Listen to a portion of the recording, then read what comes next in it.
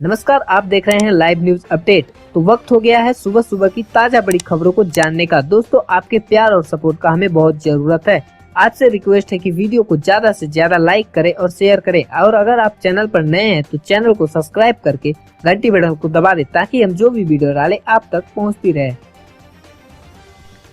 आम आदमी को झटका, आज से महंगा हुआ गैस सिलेंडर, जाने कितनी हुई कीमत। आपको बता दें, जुलाई महीने के पहले ही दिन आम आदमी को झटका लगा है। देश की ऑयल मार्केटिंग कंपनियों ने बिना सब्सिडी वाले एलपीजी रसोई गैस सिलेंडरों की कीमत में इजाफा कर दिया है। आज से 19 किलोग्राम और 14.2 किलोग्राम वाले गैर सब्सिडी एलपीजी सिलेंडरों के दाम बढ़ाए गए हैं। तेल कंपनियां हर महीने की शुरुआत में एलपीजी सिलेंडर के दामों की समीक्षा करती है।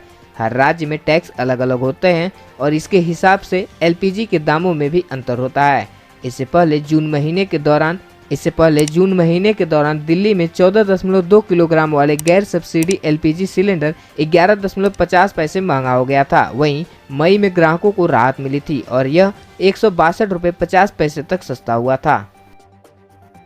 लद्दाख गतिरोधक 12 घंटे तक चली भारत और चीन के बीच लेफ्टिनेंट जनरल स्तर की तीसरे दौर की वार्ता।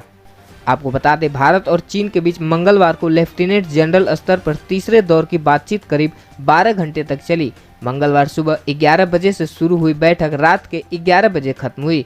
बातचीत के केंद्र में पूर्वी लद्दाख के टकराव वाले क्षेत्रों से सैनिकों को पीछे करने के तौर तरीकों को अंतिम रूप देना था। वार्ता पूरी लद्दाख में वास्तविक नियंत्रण रेखा के पास चुशुल सेक्टर में भारतीय जमीन पर हुई।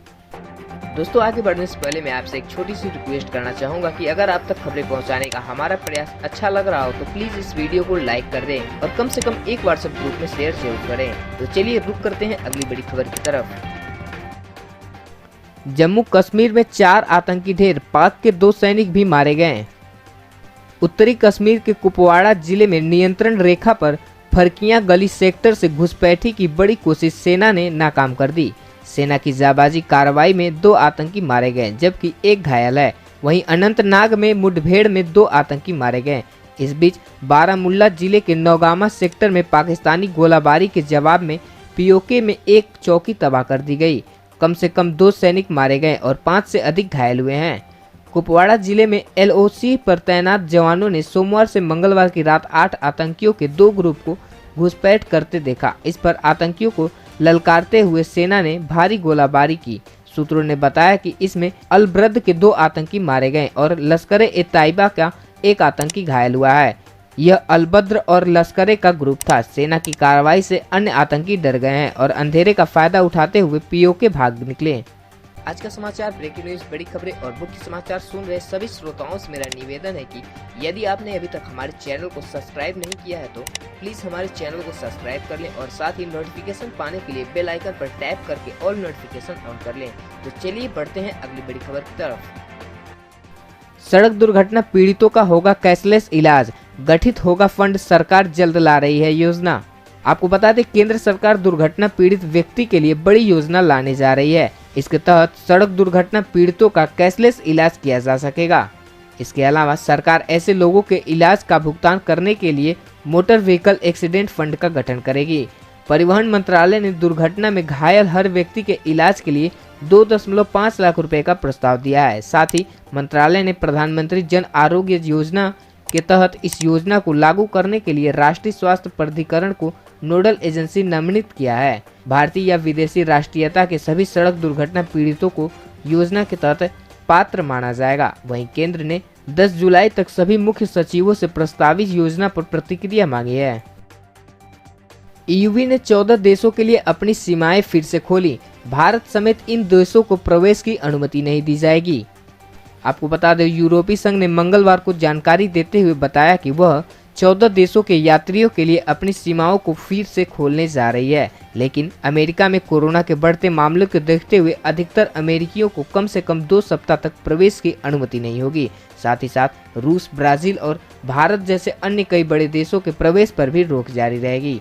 गौरतलब है कि यूरोप की अर्थव्यवस्था कोरोना वायरस के कारण काफी प्रभावित हुई है। यूनान, इटली और स्पेन जैसे दक्षिणी यूरोपीय संघ के देश धूप पसंद करने वाले पर्यटकों को आकर्षित करने वाला प्रभावित पर्यटन उद्योगों में फिर से जान फूंकने की कोशिश कर रहा है। एक अनुमान के तहत हर साल 1.5 करोड़ से अधिक अमेरिकी यूरोप की यात्रा करते हैं। बता दें कि यूरोपीय संघ में कुल 27 सदस्य देश हैं। अब चीनी कंपनी हुआवे को 5G की दौड़ से बाहर करने की तैयारी में सरकार। आपको बता दें, पूर्वी लद्दाख में सीमा पर तनाव का जवाब आर्थिक मोर्चे पर दे रही मोदी सरकार अब चीन को एक और झटका देने की तैयारी में है। 59 चीनी ऐप पर प्रतिबंध लगाने के बाद चीनी कंपनी हुआवी को 5G की दौड़ से बाहर निकाला जाएगा। सूत्रों के मुताबिक गृह मंत्री अमित शाह के नेतृत्व में वरिष्ठ मंत्रियों की बैठक में 5G नीलामी में हुआवी को बाहर करने पर सहमति बन गई है। सोमवार देर शाम हुई बैठक में सुरक्षा कारणों से यह फैसला किया गया है। इससे पहले बीते साल 31 दिसंबर को ट्रायल पर बनी उच्च स्तरीय समिति ने हुआवी की भागीदारी का विरोध किया था।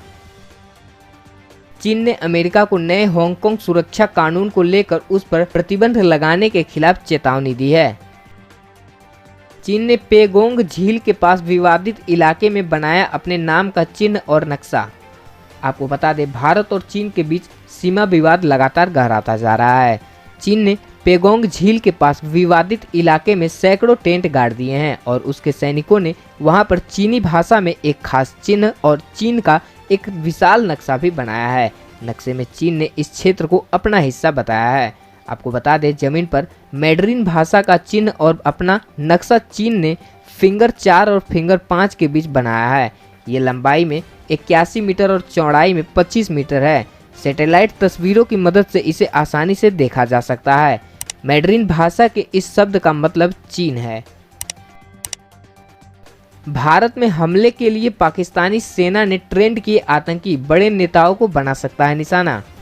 आपको बता दें, पाकिस्तान खुफिया एजेंसी ISI दिल्ली समेत देश में बड़े आतंकी हमले की साजिश रच रही है। भारत में आतंकी हमले के लिए जैश-ए-मोहम्मद और तालिबान ने हाथ मिलाया है।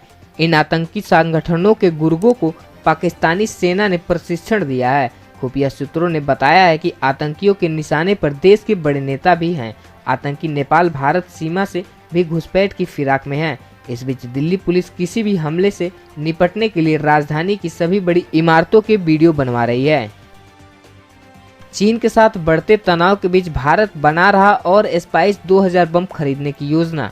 पड़ोसी देश चीन के साथ बढ़ते तनाव के बीच भारत जमीनी ठिकानों पर मार करने की अपनी क्षमता को और अधिक मजबूत करना चाह रहा है। भारत अपनी क्षमता को और मजबूत करने के लिए स्पाइस 2000 बमों के एक घातक और अधिक सक्षम संस्करण को खरीदने की योजना बना रहा है। आम आदमी को राहत मिला। करीब 3 सप्ताह बाद आज थमी पेट्रोल डीजल की कीमतों में जारी तेजी। आपको बता दें, पेट्रोल और डीजल की कीमतों को लेकर देशव्यापी विरोध चल रहा है। कल ही कांग्रेस ने विरोध प्रदर्शन किया था। आज तेल की कीमत में कोई बदलाव नहीं किया गया है। करीब 3 सप्ताह से देश में पेट्रोल और डीजल लगातार महंगा हो रहा था। अंतर्राष्ट्रीय बाजार में इस महीने के अधिकतर दिन कच्चे तेल की कीमतों में नरमी का रुख रहा, लेकिन घरेलू बाजार में पेट्रोल और डीजल की कीमतें लगातार बढ़ी हैं। पिछले 23 दिनों में डीजल की कीमतों में 11.23 पैसे प्रति लीटर की बढ़ोतरी हुई। इतने दिनों में पेट्रोल का दाम भी 9.17 पैसा प्रति लीटर चढ़ गया। सोमवार को भी डीजल 13 पैसे महंगा हुआ था और पेट्रोल की कीमत में 5 पैसे का इजाफा हुआ था, लेकिन आज इसका दाम स्थिर है।